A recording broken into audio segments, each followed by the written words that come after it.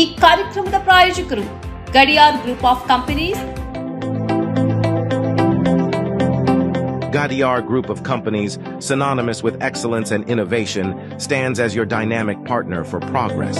Gadiar Group ensures safety as guardians in firefighting and builds vibrant communities in real estate. Building tomorrow, today.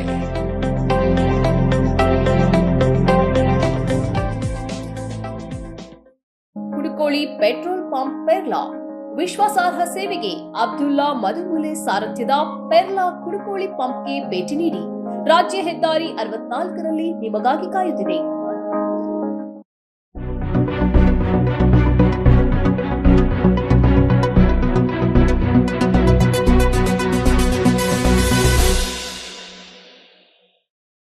ವೀಕ್ಷಕರೇ, ಸನ್ಮಾರ್ಗ ಸುದ್ದಿ ಸಂಚಯಕ್ಕೆ ಸ್ವಾಗತ. ನಾನು Samina Fahad. Uttara Kannada ಜಿಲ್ಲೆಯಲ್ಲಿ ಭಾರೀ ಮಳೆ ಮುಂದುವರೆದಿದೆ. ಅಂಕೋಲಾ ತಾಲೂಕಿನ ಶಿರೂರು ಬಳಿ ರಾಷ್ಟ್ರೀಯ ಹೆದ್ದಾರಿ 66ರಲ್ಲಿ ಗುಡ್ಡ ಕುಸಿದು ಒಂದೇ ಕುಟುಂಬದ 5 ಸೇರಿದಂತೆ 7 ಮಂದಿ ಮಣ್ಣಿನ ಅಡಿ ಸಿಲುಕಿ ಸಾವನ್ನಪ್ಪಿದ್ದಾರೆ. ಮೃತಪಟ್ಟವರನ್ನ ಲಕ್ಷ್ಮಣ್ ನಾಯ್ಕ 47 ವರ್ಷ, ಶಾಂತಿ ನಾಯ್ಕ 36 ವರ್ಷ, ರೋಷನ್ 11 ವರ್ಷ, ಅವಂತಿಕಾ 6 ವರ್ಷ ಮತ್ತು ಜಗನ್ನಾಥ್ 55 ವರ್ಷದವರು ಎಂದು ಗುರುತಿಸಲಾಗಿದೆ. ಇನ್ನು ಇಬ್ಬರ ಕುರಿತು ಯಾವುದೇ ಮಾಹಿತಿ ಲಭ್ಯವಾಗಿಲ್ಲ. ನಿರಂತರವಾಗಿ ಸುರಿಯುತ್ತಿರುವ ಭಾರೀ ಮಳೆ ಹಾಗೂ ಚತುಷ್ಪಥ ಹೆದ್ದಾರಿ ಕಾಮಗಾರಿ ಗುತ್ತಿಗೆ ಪಡೆದಿರುವ ಕಂಪನಿಯ ಅವೈಜ್ಞಾನಿಕ ಮತ್ತು ಅಪೂರ್ಣ ಕಾಮಗಾರಿಯಿಂದ ರಾಷ್ಟ್ರೀಯ ಹೆದ್ದಾರಿ 66ರ ಅಂಕೋಲಾ ಕುಮಟಾ ಮಾರ್ಗ ಮಧ್ಯೆ ಶಿರೂರು ಬೊಮ್ಮಯ್ಯ ದೇವಸ್ಥಾನದ ಬಳಿ ಭಾರೀ ಪ್ರಮಾಣದ ಗುಡ್ಡ ಕುಸಿತವಾಗಿದ್ದು, ಗುಡ್ಡ ಕುಸಿತ ಪರಿಣಾಮ ಹೆದ್ದಾರಿ ಅಂಚಿನ ಟೀ ಸ್ಟಾಲ್ ಮತ್ತಿತರ ಸಣ್ಣಪುಟ್ಟ ಅಂಗಡಿಗಳಿಗೆ ಸಂಪೂರ್ಣ ಹಾನಿಯಾಗಿದೆ. ಕರ್ನಾಟಕದಲ್ಲಿ ಉನ್ನತ ಶಿಕ್ಷಣಕ್ಕಾಗಿ ಸಿಇಟಿ ಬರೆದು ಉತ್ತೀರ್ಣಳಾಗಿದ್ದರೂ ಮಾತೃ ಭಾಷೆ ಕೊಂಕಣಿಯಾದ ಕಾರಣಕ್ಕೆ ವಿದ್ಯಾರ್ಥಿಯೋರ್ವಳಿಗೆ ಸೀಟ್ ನಿರಾಕರಿಸಲಾಗಿದೆ. ಈ ವಿಚಾರವನ್ನು ವಿಧಾನ ಪರಿಷತ್ನ ಕಲಾಪದಲ್ಲಿ ಸದಸ್ಯ ಐವನ್ ಡಿಸೋಜಾ ಪ್ರಸ್ತಾಪಿಸಿದ್ದಾರೆ.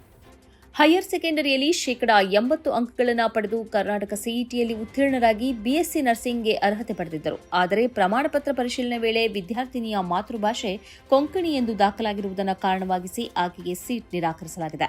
ಸಿಇಟಿ ಪರೀಕ್ಷೆಗೆ ಮೊದಲು ಕರ್ನಾಟಕ ಪರೀಕ್ಷಾ ಪ್ರಾಧಿಕಾರ ನಡೆಸಿದ ಕನ್ನಡ ಭಾಷಾ ಪರೀಕ್ಷೆಯಲ್ಲಿಯೂ ವಿದ್ಯಾರ್ಥಿನಿ ಉತ್ತೀರ್ಣರಾಗಿದ್ದಾರೆ. ಗಡಿನಾಡು ಕಾಸರಗೋಡಿನ ಕನ್ನಡ ವಿದ್ಯಾರ್ಥಿನಿ ಎಂಬ ಪ್ರಮಾಣ ಪತ್ರ ಸಲ್ಲಿಸಿದರೂ ಅಧಿಕಾರಿಗಳು ಗಣನೆಗೆ ತೆಗೆದುಕೊಂಡಿಲ್ಲ. ಕನ್ನಡ, ತುಳು, ಕೊಡವ ಅಥವಾ ಬ್ಯಾರಿ ಭಾಷೆಗಳು ಮಾತೃಭಾಷೆಯಾಗಿದ್ದರೆ ಮಾತ್ರವೇ ಕರ್ನಾಟಕದಲ್ಲಿ ಸೀಟ್ ಲಭಿಸಬಹುದು ಎಂದು ಅಧಿಕಾರಿಗಳು ತಿಳಿಸಿದ್ದಾರೆ. ಕ್ರೈಸ್ತರು ಕೊಂಕಣಿ ಭಾಷೆ ಮಾತನಾಡುವವರು, ಆದ್ದರಿಂದ ಕೊಂಕಣಿ ಭಾಷೆ ಸೇರಿಸಿ ಉನ್ನತ ಶಿಕ್ಷಣ ಸಚಿವರು ಆದೇಶ ಹೊರಡಿಸಬೇಕು ಎಂದು ಐವನ್ ಡಿಸೋಜಾ ಮನವಿ ಮಾಡಿದ್ದಾರೆ. 5 ವರ್ಷಗಳ ಸೇವೆಯನ್ನು ಒಂದೇ ಸ್ಥಳದಲ್ಲಿ ಪೂರೈಸಿರುವ ಪೊಲೀಸ್ ಕಾನ್ಸ್ಟೇಬಲ್ ಹುದ್ದೆಯಿಂದ ಪೊಲೀಸ್ ಸಬ್ ಇನ್ಸ್ಪೆಕ್ಟರ್ ಹುದ್ದೆಯವರೆಗಿನ ಅಧಿಕಾರಿ ಮತ್ತು ಸಿಬ್ಬಂದಿಗೆ ವರ್ಗಾವಣೆಯ ಬಿಸಿ ತಟ್ಟಿದೆ. ಇವರನ್ನು ಕೂಡಲೇ ಬೇರೆ ಠಾಣೆಗಳಿಗೆ ಬದಲಾವಣೆ ಮಾಡಲು ಪೊಲೀಸ್ ಇಲಾಖೆ ಸೂಚಿಸಿದೆ. ಎಲ್ಲಾ ಘಟಕಗಳಲ್ಲಿ ಕರ್ತವ್ಯ ನಿರ್ವಹಿಸುತ್ತಿರುವ ಪಿಸಿಎಚ್ಸಿ ಎಎಸ್ಐ ರವರ ಕನಿಷ್ಠ ಮತ್ತು ಗರಿಷ್ಠ ಅವಧಿಯನ್ನು ನಿಗದಿಪಡಿಸಲಾಗಿದೆ. ಆದಾಗ್ಯೂ ಹಲವಾರು ಘಟಕಗಳಲ್ಲಿ ಸಿಬ್ಬಂದಿ ಒಂದೇ ಸ್ಥಳ, ಒಂದೇ ಠಾಣೆಯಲ್ಲಿ 5 ವರ್ಷಗಳಿಗೂ ಮೇಲ್ಪಟ್ಟು ಕರ್ತವ್ಯ ನಿರ್ವಹಿಸುತ್ತಿರುವುದು ಕಂಡುಬಂದಿದೆ.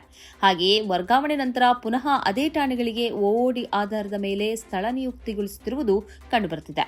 ಈ ಹಿನ್ನೆಲೆಯಲ್ಲಿ ಜುಲೈ 6ರಂದು ನಡೆದ ಹಿರಿಯ ಅಧಿಕಾರಿಗಳ ಸಭೆಯಲ್ಲಿ ಮುಖ್ಯಮಂತ್ರಿ ಹಾಗೂ ಗೃಹ ಸಚಿವರ ಸೂಚನೆಯನ್ವಯ ವರ್ಗಾವಣೆಗೆ ಸೂಚಿಸಲಾಗಿದೆ.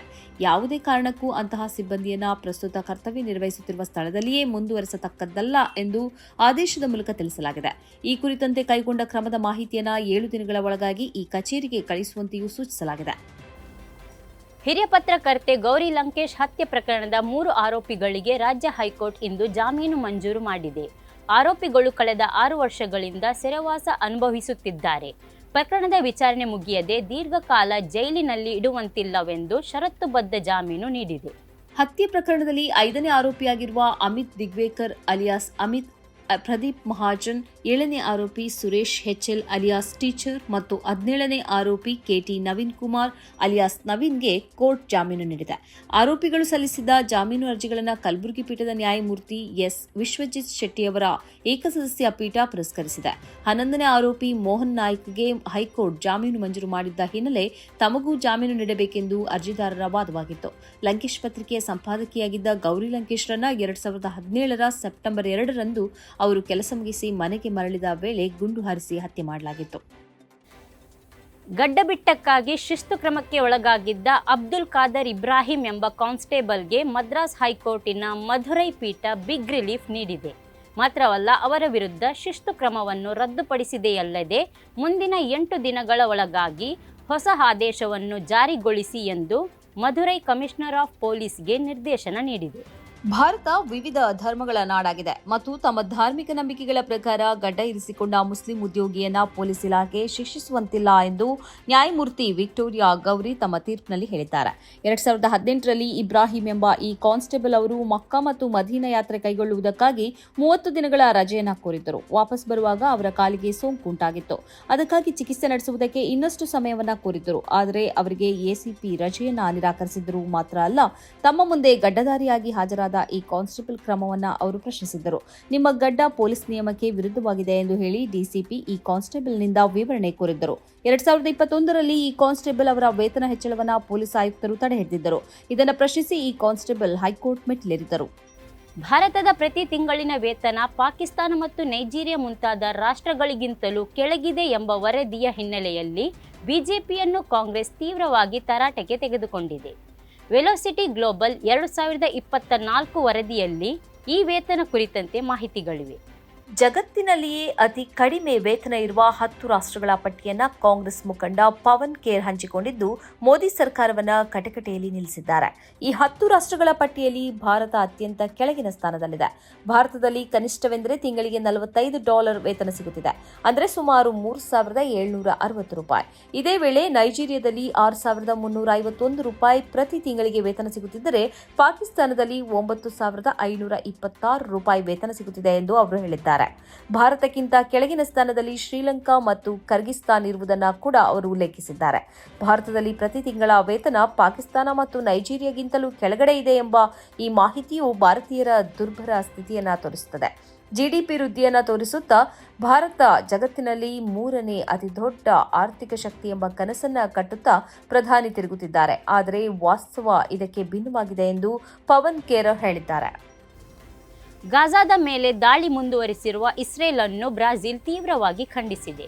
ಪಶ್ಚಿಮ ಏಷ್ಯಾದ ಶಾಂತಿಗೆ ಇಸ್ರೇಲ್ ಭಾರೀ ಬೆದರಿಕೆಯಾಗಿದೆ ಎಂದು ಅಧ್ಯಕ್ಷ ಲೂಲಾ ಡ ಸಿಲ್ವಾ ಆರೋಪಿಸಿದ್ದಾರೆ.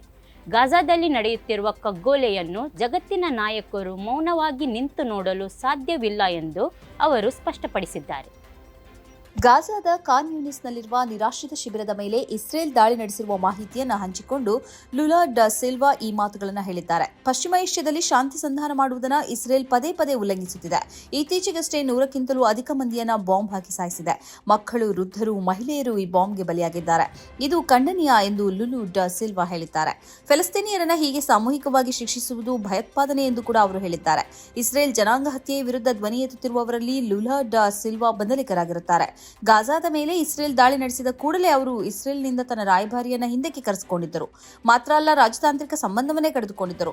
ಗಾಜಾದಲ್ಲಿ ಇಸ್ರೇಲ್ ನಡೆಸುತ್ತಿರುವ ಕಗ್ಗೊಲೆಯು ಜರ್ಮನಿಯಲ್ಲಿ ಹಿಟ್ಲರ್ ಯಹೂದ್ಯರ ವಿರುದ್ಧ ನಡೆಸಿದ ಹಾಲೋಕಾಸ್ಟ್ಗೆ ಸಮಾನ ಎಂದು ಕೂಡ ಅವರು ಹೇಳಿದ್ದಾರೆ.